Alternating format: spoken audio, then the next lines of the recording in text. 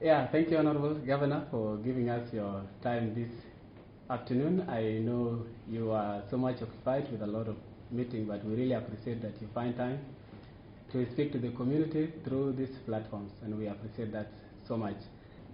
A common person at the grassroots will not know what the Bank of South Sudan does. So we want to know the primary function and the responsibility of the Bank of South Sudan. You're welcome, sir. Thank you, Daniel Garang and radio community for hosting me this afternoon. To begin with, you have raised a question regarding the primary role of the bank. All over the world, and let me just generalize that way, central banks are intended to regulate the financial system, but the primary role really, at the end of the day, is price stability. Whatever that we do, the ultimate aim is to ensure that the prices that you see in the market for the average person in the village, the rural area, that there is stability in prices. Prices are not guaranteed never to rise. They are expected, given the conditions that are there, given the shocks. But they are expected to rise with a steady pace. So the clear function, the only primary aim of the central bank all over the world is price stability. Now, if we break that one down, for an average person, there are things that we do to ensure price stability. One is that central bank is the custodian of government resources. So we are a banker to the government. Central bank is responsible in managing and printing currency of a country. In our case now, South Sudan power is the role of the central bank. We are also responsible for regulating the activities of the commercial banks, because their activities are very important in the economy. What do commercial banks do? They lend money to households and individuals. That money is used to support economic activities. Economic activities include farming, bicycling, anything that you do to generate income for people.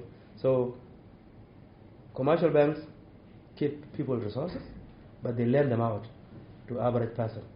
And the average person uses those to stimulate economic activities, which at the end of the day is good for us. So if you want me just to go a bit, that's now to be a bit broad. Okay. That we keep resources for the government, we print currency, we manage currency, we regulate the activities of the commercial bank, and we are also one of the representatives of a country in terms of the financial standing of a country. Now, to put it in the context of our law, let me put it this way: that the bank is mandated by the Bank of South Sudan Act 2011, amended 2023, to conduct monetary policy, regulate financial institutions, and ensure price stability in the financial system. Of course, one might raise the question about the nature of the inflation today, but I'll come later, because one of your questions is going to answer that, and we'll come there later. I'll keep it as simple as that. Yeah, thank you so much. And it is good that you've already touched things to do with inflation, and you've seen how the economy is actually going. So one of the things also that we will want to know from you is that as an economist and as the governor of the Bank of South Sudan, you've known the situations. What do you think is the way out of all these situations? To get out of the current crisis, one must go back to see where we have come from.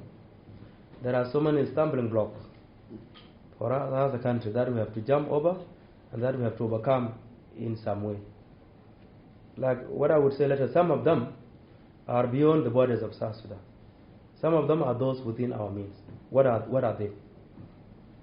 Starting from the conflict that we have in 2013, it jolted, it shocked the system by affecting the production of everything. People who used to farm, let's say in Lair and Bingaman, and some of them, because of the conflict, left the abilities, and that brought down the level of local production. It also made a dent on the overall production in terms of the oil, which is the key state of our economy. So the shock that we saw in 2013 was amplified again by another shock that we saw in 2016. As if those two shocks were not enough, Then we have the COVID-19, which shocked the global community. And that shock disrupted the supply chain from Europe to Middle East, North America, to Africa, East and West and South and North. That shock made it so difficult. If you are a supplier of a grain, you cannot easily transport it from location A to location B because there were lockdowns, people were not moving, people were not producing. So COVID-19 was a global issue, but it has its bearing in a country like South Sudan. How did it happen? In other places, when that shock happened, people have savings, whether in their banks or in other places where they keep their money. There were also social safety net by the national government. For the case of South Sudan, not so many people were having savings. And the government, our finances were constrained previously by the conflict. So COVID-19 had a huge impact on the confidence, on the level of production, on the distribution, on the supply chain. As if that was not enough, then you now have two other shocks that came global, but also have their bearing on the country. The one of Ukraine, for example. Other people might think that this is a faraway issue. But an event like that is just like when you throw a stone in the water. There are ripple effects. So what happened in Ukraine has a global effect. For example, Ukraine was the main supplier of wheat and grain. And when that country was affected, the global community was affected. And so does the price level. Of course, we can bring it back home to say what happened in Sudan recently is another shock that has made it difficult for us. While we are trying to control, the impact of these shocks continue to reverberate until today.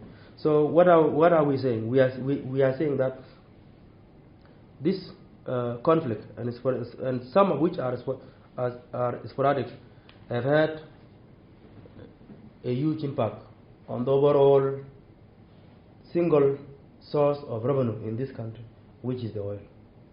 With oil affected, everything is affected.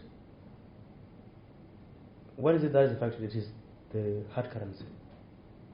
And we need that currency for us to meet some of our needs. There are things that we don't produce in South Sudan, but we must buy them from other people, from other countries. With that, we have to do that. So this impact having been what it is now, what is the way out?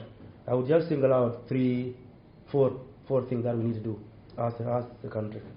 We have seen that whenever there's a shock, external shock, the impact is usually felt first from the oil, then trickle down now to salaries and incomes and what have you. So what do we have to do? We have to diversify our sources of income. We have been depending so much on one source of revenue, which is oil. While oil may be a blessing for South Sudan, it has also a downside. The downside is that when it is affected, we are left with nothing to defend ourselves. So that being the case, let us work to diversify our economy. Into what? Into agriculture. Local production is what sustains economic growth. Local production and other areas where South Sudan is known to have comparative advantage. Fishing, agriculture of course, timber, animal husbandry. These are areas that have not been tapped before. A governor can just say this thing for the sake of it, but they do not depend on the government. They depend on the average person, and especially people who are listening to these interviews in their rural villages. They have a role to play in diversifying and stabilizing our economy. So, diversifying the economy is one of those. Of course, supporting power generation. We need electricity for so many things to happen. Even for us to talk, and for us to talk to far people away like this. We need that for local production, for manufacturing. So the government has been trying very much to invest in agriculture. There has been a talk also about diversifying the economy. That's why in this current budget that the government is preparing, and the previous one, there is an intention for the government to put resources aside to invest in agriculture. Beyond that, of course, there are also policy direction that need to be taken. And these do not depend on the bank alone. They depend on the whole economy and the whole government. One of those is ensuring that there's a fiscal discipline, that whatever little resources that the government has must be spent in a very transparent way, in a very effective way. And finally, of course, while these things are said, there's also a need for a stable macroeconomy, which does not just depend on this, but depend on the action of our neighbors, our own action and the action of the global community. Some of these are beyond our own means, but they are intended to support us in achieving the stability. Because when you have a stable macro environment, people can invest, people can produce, people can exchange, people can supply, so many things happen. Then in the end we have a blissful life. Just to pick up from your last point that you just mentioned, to stabilize the macroeconomy, we have seen the bank trying as much as possible, and you've also been trying in terms of auctioning, putting $1 million to be auctioned. But this has not been actually materializing. Why do you think this is not helping? You've tried as much as possible to stabilize the market auctioning. Okay, Daniel, I would disagree with your framing. What we have done has worked. What is the counterfactual? What if what we have done has not been done? What would have been the outcome? And that's the well of hypotheticals. But in reality, what we have done has worked. But let me step back to say there are different kind of inflation that we see there in an economy. Usually there's the demand full. People want to buy more of that particular item. And as they buy more, the owners will be compelled to jack up the price, to increase the prices. Where does this all come from? Take for example, everybody is looking for US dollars. They are not just looking for US dollar for the sake of US dollar. They are looking for it to use it as a means of commanding something that they want. Maybe they want to buy US dollars so that they can support their kids who are going to schools in Uganda, for example. Somebody want to buy US dollars so that they can use that for a medical referral to Egypt, for example. Someone want to use that to buy food from Kenya. These are reasons why US are looking for dollars. So there must be a high demand. But someone there would say, why do we need US dollars in the first place? Our simple answer is this. If you need something from another country, you must have the currency of that country. But for us to reduce this demand, we must produce. So that thing that we need from abroad can be found here locally. So there's the demand pull. There's also the element of cost push. Those who are producing, let's say, those who are doing local manufacturing now, producing water and soap, like locally here. Some of their inputs are still needed abroad. Even though we can produce this water here, JIT, there are chemicals that go in there that we have to import from abroad.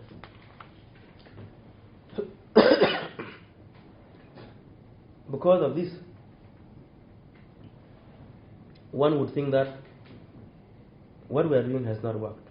But what we are doing has worked partly, but there's also a need for improvement. What do we need? We have to produce more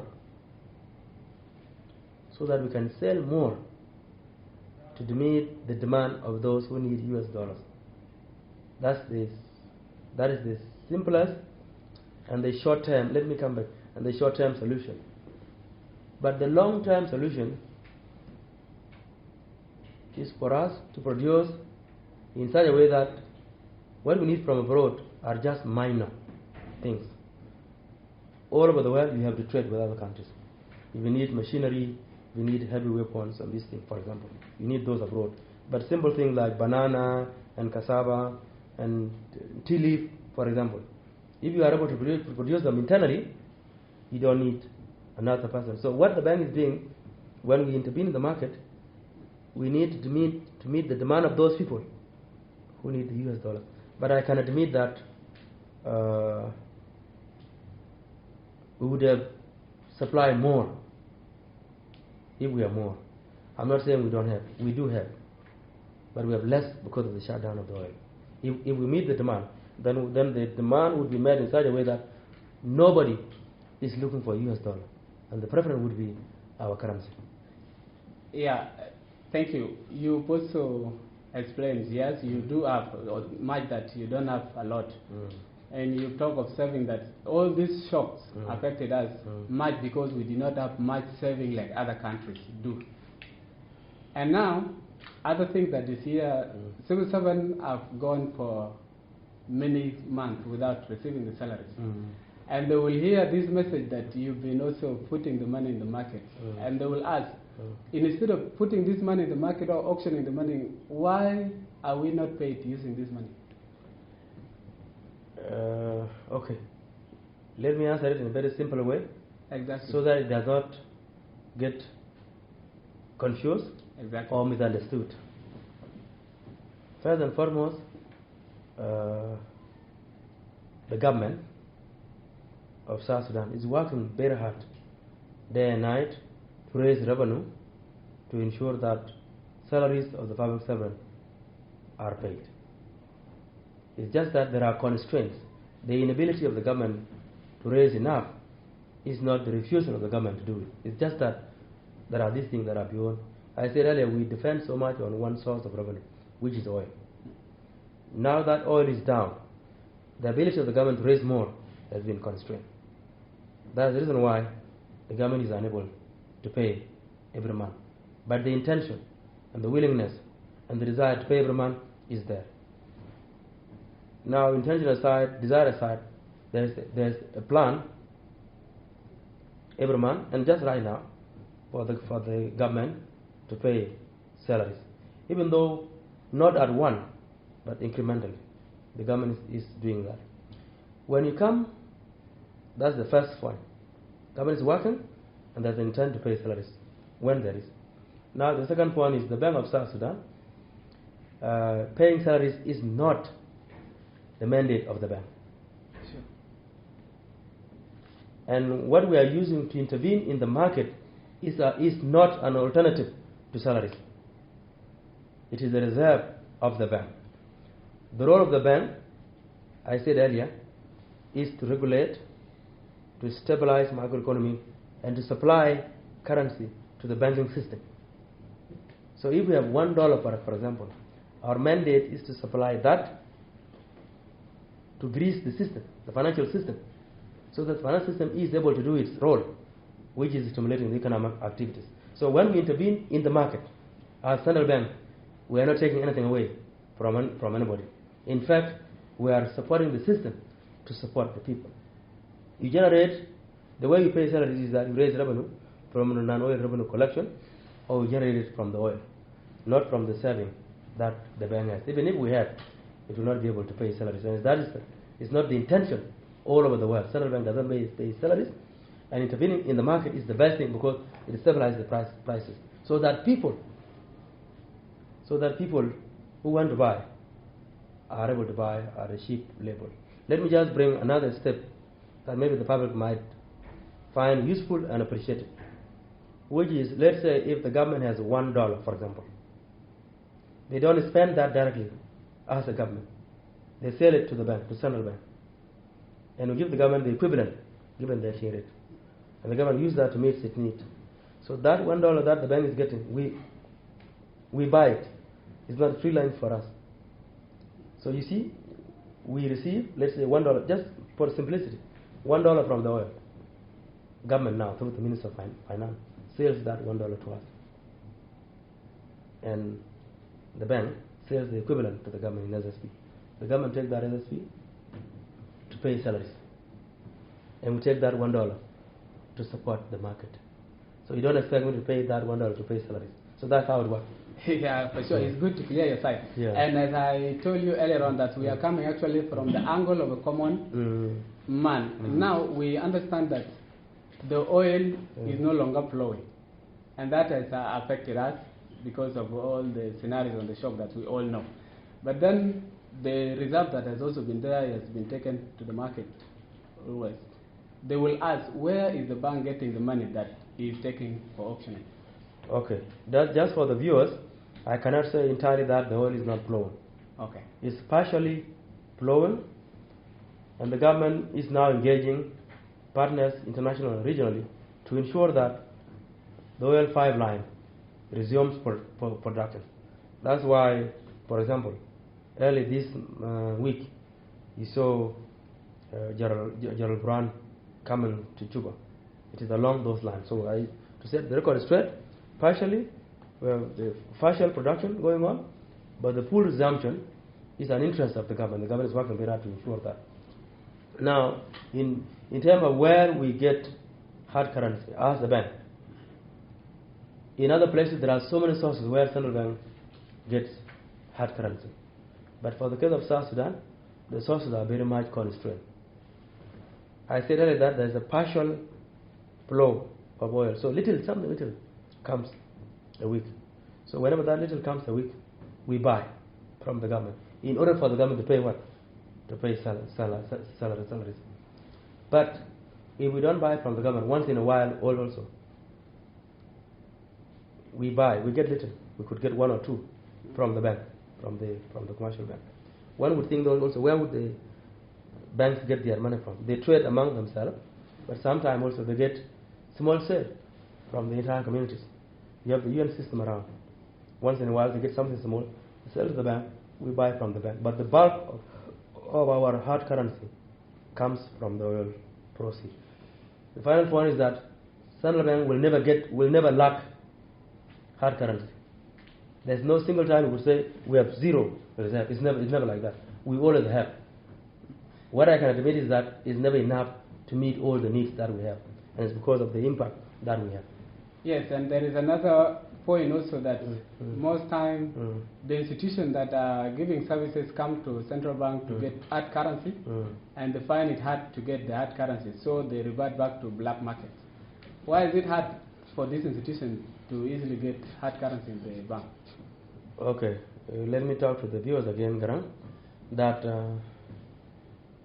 private or commercial or public companies, individual companies, are not expected to transact with central bank.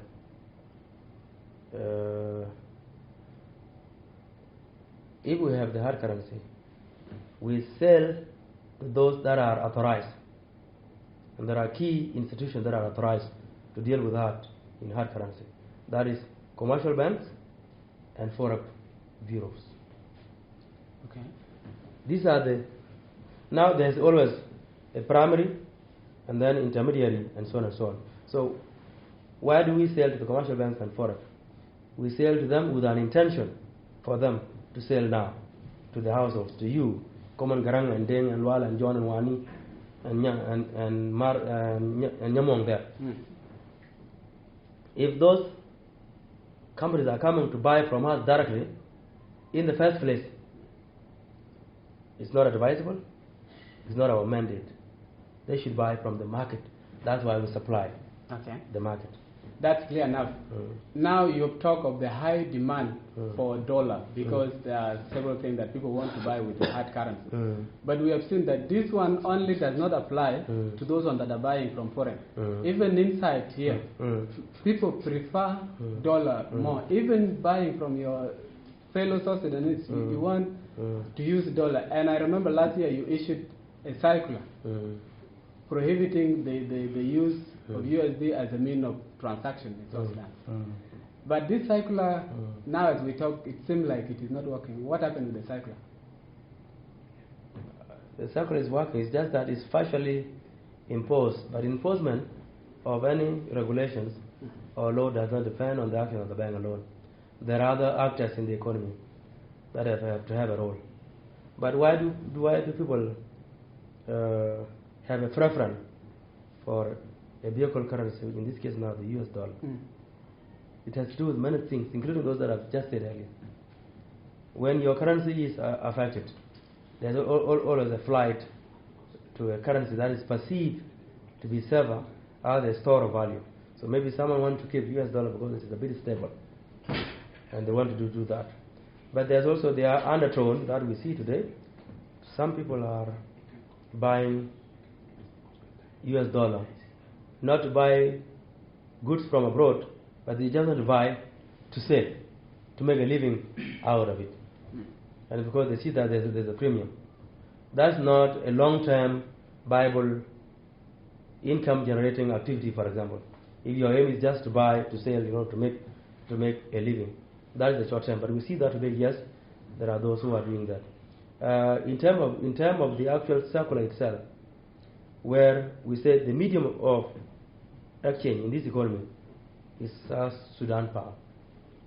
The US dollar is mostly for those who need to buy things from abroad. But as a bank, we can admit that this is an area where we need broader cooperation with other economic actors to implement. Just before we go to the cashless society that you are embarking on, you talk of the stability of the hard currency, but something just happened within last 2 weeks where the dollar dropped up to around 200, but it has now also come back sharply up to 500 also again. But what happened within this period has not been yet explained to the public, leading to economists describing it as a scam. No, there are three real things that happen that those who do not know must know, and here's what they are. First, the week leading to the appreciation of the SSP, Central Bank did intervene in the foreign exchange market. We sold dollars to those who need them, and we met their demand. So that's one real action that happened. The second is that the Ministry of Trade itself, with their collaboration with some of the companies that are buying food, brought some tons of food supply to the market. So there was a real supply of food to the market. And then, of course, on our side, there was the confident effect that we always, whatever we say, for the case of the government and the bank in this case, let me just say the bank. If we say we are going to intervene next week, we will do. If we say we are going to do this thing next week, we will do. So these three things happened, and they brought down the rate. Of course, market is not expected to be static, to always stand at one place. Expectations also play a role. And potentially, because this week, might be because we have not intervened in the market. But we hope that next week and the next 2 weeks, we will intervene. So we expect that the market that we are seeing here is a very small market. Its demand can be easily met as long as we have a constant source of hard currency, and we will. Yeah, because of all this situation, I once interviewed the economists and the advisor to the economic cluster headed by Dr. James Wani Iga, and he advised that instead of us struggling with the issue of rate and all this, why don't we give a price to the dollar? Is that advice something you can consider? He also talked of change of the currency, just to take them at once. Let me just ask the question. Which country in the East African community, for example, has the currency fixed today? There's no country. Most countries have moved to what is called managed float or free float. You just let the market decide. But in our situation, because of the high demand for US dollar, we are not a free float, we are a managed float. That's why we intervene in the market from time to time whenever we have the hard currency. So fixing the currency now is not the solution. Why did we free it in 2015? From 2011, of course, during the independence, all through to 2015, our currency was fixed $1 to 2.95 SSP at the time. But when we fought the war, we depleted the resources that we have, and the government was unable to defend, because when you fix it, you must defend it by supplying more to those who need it. So if you were to fix it today, you will not defend it. So it will be useless. Fixing currency is not an ideal situation either for South Sudan or for the world as of today. But of course, in terms of what can be done to the currency, that's not the kind of talk that the government can entertain now. Okay. It is the government prerogative to entertain. Yeah. Okay. Yeah, and that's very good that you made it clear like that. And recently you talk of things to do with cashless society. But you know, this is associated to a lot of challenges, especially at the grassroots. It can be so challenging. How are you planning to challenge this situation? No, we have always admitted, the bank has always admitted that there are constraints to financial inclusion. But the fact that we have obstacles does not stop us from working, from proceeding. We can even go ahead and regurgitate those. We know that in most places there's no constant power, so people are unable to charge their phone and therefore they cannot transact more. We know that. We also know that there are people who are illiterate, they cannot read. We know that, so there are constraints. We know that financial institutions are far away from some households and some people, so these constraints are there. But we are saying, for how long will we continue to cite these constraints, to put in court, to say we are still young and we are this? We must move on. And as a result, we will begin where there's a possibility. In town, in Juba, for example, is there a reason why everybody should not have bank accounts? What about in Malakal? What about in Bor? What about in Wow? Is there a reason why people should not have bank accounts? Except those far away places. So the intention to move to a cashless society is driven by many things. Risk associated with cash, the conveniences that it brings, and also for us to align ourselves with the global community. South Sudan cannot be left far behind, where the world is moving, and we are just going through. We cannot do that. We cannot report. So constraints are there, we admit, but we work hard to ensure that these are done. So for now, let me just repeat. If you are out there in a rural area of South Sudan, where you have access to financial services, open your bank account. And to those financial institutions, support the people. If you are a government employee, open your account so that your salaries are remitted to your account. Well, there can be a lot of challenges. I will want to shorten this interview. And one thing also that our audience will want to know is that we have seen you have done a lot, and because of your leadership capabilities, you have received several awards and recognitions within the regions. However, South Sudanese are also asking, we have issues with our economy, we are struggling, but our governor is winning awards and recognitions. Is he proud of those things? And we want to ask you directly, are you proud of those awards, given the current challenges of the economy? I will not answer the question you have raised it, because the framing is upside down. But what I would say is that in any given society, if someone is trying their best, Martin Luther King has said, you can fall down and fall down and fall down. And each time you rise up, you raise your head up, you can move somewhere. As the country, we have been challenged. And all of us are trying in our modest way. If Garang is trying, if Ali is trying, if Madam Margaret is trying, and all of you are sitting here, and those who are not here are trying, and they are being recognized for trying, that should not be a crime. I have tried, and I will continue to try to work hard for the people of South Sudan. That's very good. And lastly, I really want you to ensure that they understand this complexity of the economy that we are in. Many also believe that despite the hard times that we've come from and all this, that your time is the one that is having a lot of difficulties. Is that true? In terms of cost of living? It's not my time, it is our time. South Sudan was there in 2011. Everything from 2006 to 2012, before the Age conflict, there was so much resources, right? We're just living large like late Michael Jackson. Take showering with resources here and there, as a country, not individual. But of course, 2013 came, and 2016, and 2018, and now.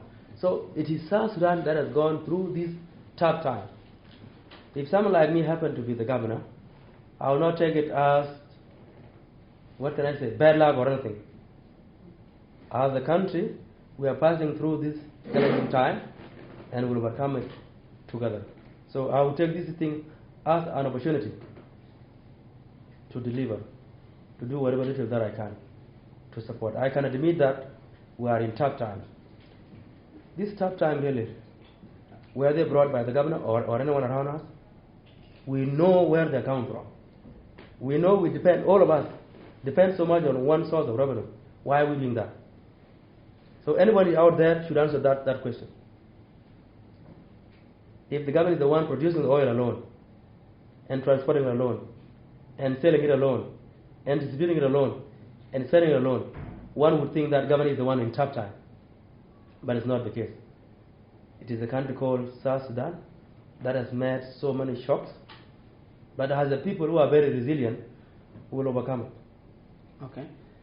And to conclude this interview, what would you want to tell South Sudanese at last as we conclude this? I know there are a lot of things that we really need to talk about, especially when you touch things to do with the banking and all this. But just to make it short, what do you tell South Sudanese? What I tell to our people, that all over the world, government alone does not produce. Government alone does not distribute or supply. It is the people that work that then make their government resourceful. And the government then uses those resources to make people resourceful.